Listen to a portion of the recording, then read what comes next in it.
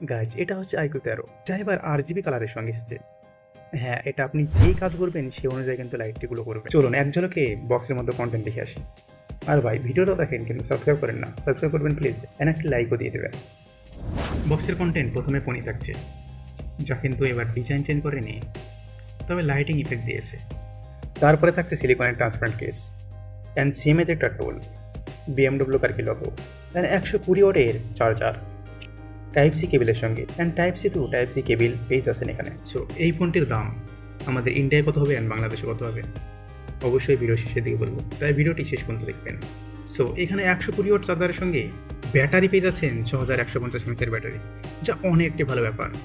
iQoo আসলে অনেক কিছু ভাবে যা গেমারদের জন্য, অ্যান্ড 35 মিনিটে ফুল চার্জ হয়ে যাবে। যদি ডিজাইনের কথা বলি তাহলে কিন্তু বেশি কিছু চেঞ্জ করা হয়নি, কোয়ালিটি সেমই রাখা হয়েছে, তবে হালকা ক্যামেরা মডেলের সাইডে বর্ডার দিয়ে ওখানে RGB কালার যোগ করা হয়েছে। তবে প্রিমিয়াম লাগছে, প্রিমিয়াম ডিজাইন, এটা অবশ্যই আপনাকে মানতে হবে। এর নিচের দিকে iQoo লোগো রয়েছে অ্যান্ড BMW লোগো রয়েছে, অ্যান্ড এর ফ্রেমটি পেয়ে যাচ্ছেন অ্যালুমিনিয়াম। রাইট সাইডে রয়েছে পাওয়ার button and volume button, and উপরের দিকে একটি স্পিকার রয়েছে অ্যান্ড নয়েজ ক্যান্সেলেশন মাইক রয়েছে, অ্যান্ড নিচে আরেকটি স্পিকার রয়েছে, সি টাইপ পোর্ট রয়েছে, সিম কার্ড ট্রে রয়েছে। ফোনটির থিকনেস রয়েছে 8 mm। ফ্ল্যাগশিপ মনে সত্ত্বেও ওয়েট কিন্তু এখানে 207 গ্রাম রয়েছে, অ্যান্ড আরেকটি ভ্যারিয়েন্টে রয়েছে 213 গ্রাম। তবে ব্যাক সাইডে কিন্তু গ্লাস রয়েছে। তবে কি প্রোটেকশন ইউজ করা হয়েছে আমার জানা নাই, যদি আপনারা জানেন অবশ্যই কমেন্টে পেশ করবেন। IP6869 ডাস্ট কানেকশন রয়েছে।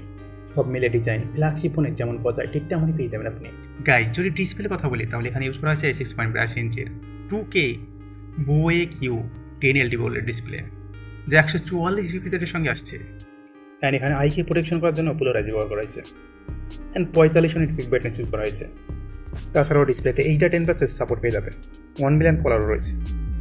ডিসপ্লে ওভারঅল আপনি বহুতই বেহতারিন পেয়ে যাচ্ছেন, যা প্যাজেল অ্যান্ড চিন অনেক কম করা হয়েছে।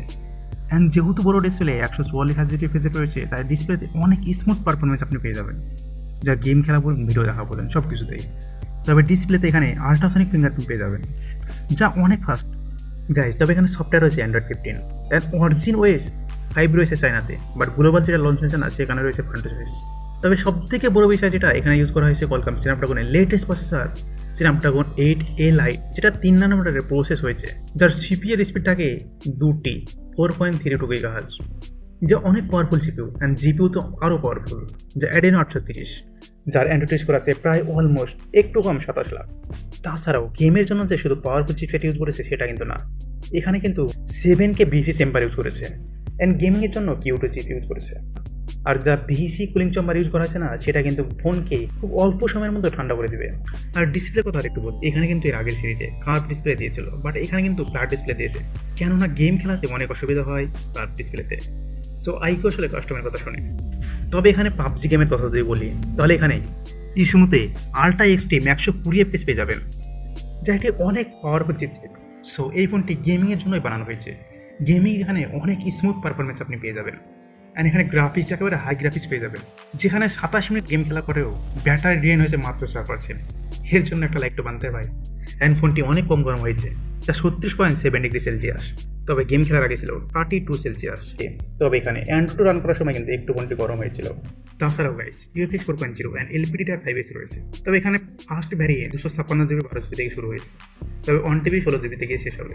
গাইস যদি আমরা ক্যামেরা নিয়ে কথা বলি, যেহেতু এই ফোনটি গেমিং ফোন, তারপরে আপনাকে কিন্তু ক্যামেরাতেও একটুও কম্প্রোমাইজ করতে হবে না, কেননা এখানে রয়েছে ব্যাক সাইডে 3টি 50 মেগাপিক্সেলের সেন্সর, যেখানে দুটিতে রয়েছে ওয়াইস মোড, একটি ওয়াইড অ্যাঙ্গেল অ্যান্ড একটি টেলিফোটো লেন্স।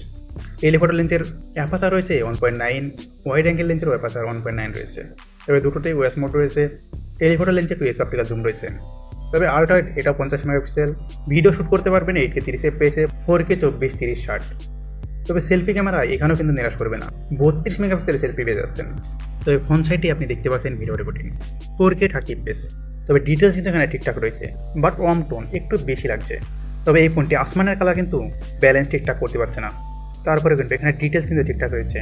এখন দেখতে পাচ্ছেন ব্যাক ক্যামেরা দিয়ে, ব্যাক ক্যামেরা আছে অসম রেজাল্ট পেয়ে যাচ্ছেন আপনি। 4K 30 FPS ভিডিও চলছে এটি।